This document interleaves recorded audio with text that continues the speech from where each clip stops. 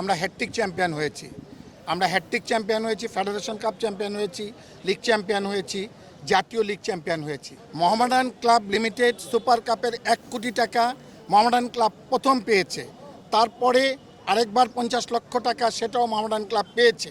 এবং এই সম্পূর্ণ টাকাটা এই বর্তমান সরকার যে আছে এই সরকারের আমলেই পেয়েছিল।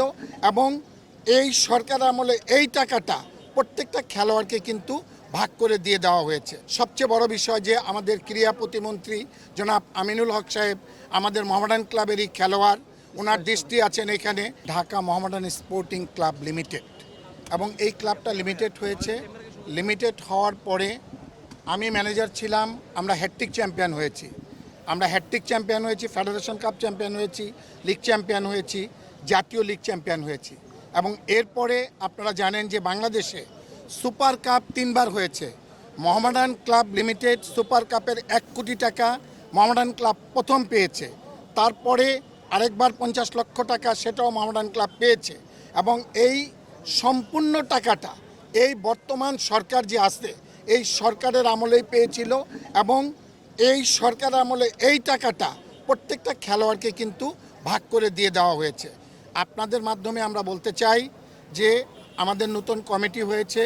আল্লাহর অশেষ রহমতে এখানে অনেক বর্তমান সরকারের মন্ত্রী উপমন্ত্রী, আমাদের সবচেয়ে বড় বিষয় যে আমাদের ক্রীড়া প্রতিমন্ত্রী জনাব আমিনুল হক সাহেব আমাদের মোহামেডান ক্লাবেরই খেলোয়াড়, ওনার দৃষ্টি আছেন এখানে।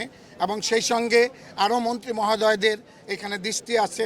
এবং আজকে যে অনুষ্ঠান হলো এই অনুষ্ঠানের মাধ্যমে সারা বাংলাদেশের মানুষ এতটুকু জানতে পারবে যে পরবর্তীতে মোহামেডান ক্লাব ফুটবল হোক, ক্রিকেট হোক, হকি হোক, যেইটাই দল গঠন হোক না কেন ভালো দল গঠন হবে।